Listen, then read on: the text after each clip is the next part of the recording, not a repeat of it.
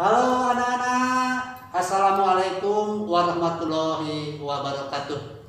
Ya, kali ini masih bersama Pak Iwan di dalam materi pembelajaran PPKN dari kelas 9A sampai dengan 9H. Untuk kali ini Bapak akan membahas tentang pertemuan kedua, masih dalam bab 4 tentang keberagaman suku bangsa yang ada di Indonesia, ya. Jadi keberagaman masyarakat Indonesia dalam bingkai Bhinneka Tunggal Ika berkaitan dengan yang kedua, karena ini merupakan pertemuan yang kedua. Jangan lupa anak-anak akan membahas tentang prinsip-prinsip persatuan dalam keberagaman. Sebelum saya lanjutkan, anak-anak perlu dipahami bahwa Indonesia ini merupakan negara kepulauan yang terdiri dari 34 provinsi, kemudian ada 17.419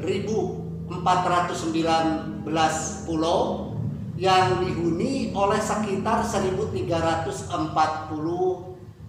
suku bangsa yang ada di Indonesia.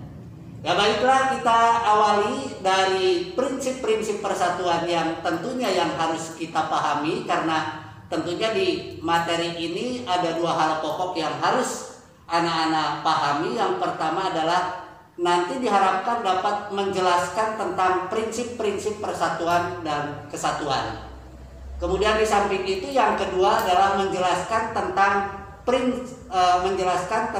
prinsip-prinsipnya. Jadi menyebutkan dan menjelaskan. Baiklah, untuk prinsip persatuan dan kesatuan kita pahami ada 5 prinsip. Yang pertama adalah prinsip Bhinneka Tunggal Ika. Ya, paham anak-anak? Prinsip Bhinneka Tunggal Ika. Kemudian yang kedua itu adalah prinsip nasionalisme Indonesia. Sekali lagi, prinsip nasionalisme Indonesia untuk dipahami. Yang ketiga adalah prinsip kebebasan yang bertanggung jawab. Kemudian yang keempat adalah prinsip wawasan Nusantara. Dan yang terakhir, yang kelima adalah prinsip persatuan pembangunan untuk mewujudkan cita-cita reformasi. Demikian tentang prinsip-prinsip. Paling tidak kalian nanti bisa menyebutkan 5 prinsip persatuan dan kesatuan. Nah, kita jelaskan anak-anak satu persatu, mulai dari prinsip Bhinneka Tunggal Ika, ya. Prinsip Bhinneka Tunggal Ika, prinsip yang mengharuskan kita untuk mengakui keberagaman suku, bahasa, agama, adat, dan kebiasaan. Itu yang dimaksud dengan prinsip Bhinneka Tunggal Ika. Nah, kata Bhinneka Tunggal Ika sebenarnya jauh sebelum Indonesia merdeka itu sudah ada, yaitu di dalam buku Sutasoma karya Empu Tantular pada zaman Majapahit sekitar abad ke-14.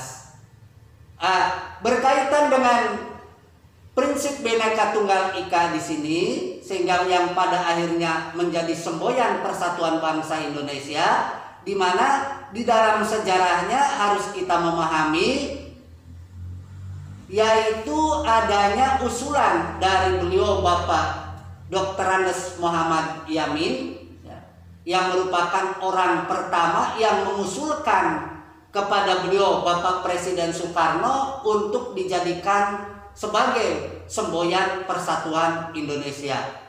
Nah, sehingga dari usulan beliau, pada akhirnya tanggal 17 Oktober tahun 1951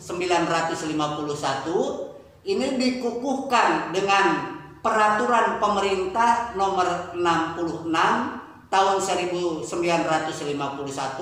tentang lambang negara, ya, di mana lambang negara kita adalah burung Garuda Pancasila, dan di situ ada tulisan yaitu semboyan Bhinneka Tunggal Ika. Itu demikian anak-anak. Kemudian yang kedua adalah prinsip nasionalisme Indonesia. Apa? Ya, prinsip nasionalisme Indonesia. Jadi prinsip nasionalisme itu adalah suatu prinsip yang mencintai tanah air dan kesiapsiagaan untuk membela tanah airnya.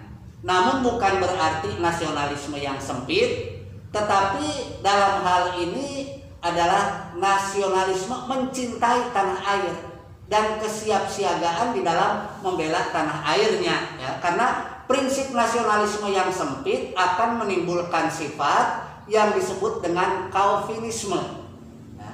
Calvinisme, ya, suatu paham kebangsaan yang berlebih-lebihan, jadi membanggakan bahwa bangsanya sendiri yang lebih hebat ketimbang daripada bangsa lain. Itu yang disebut dengan Calvinisme. Itu Pak, prinsip yang kedua.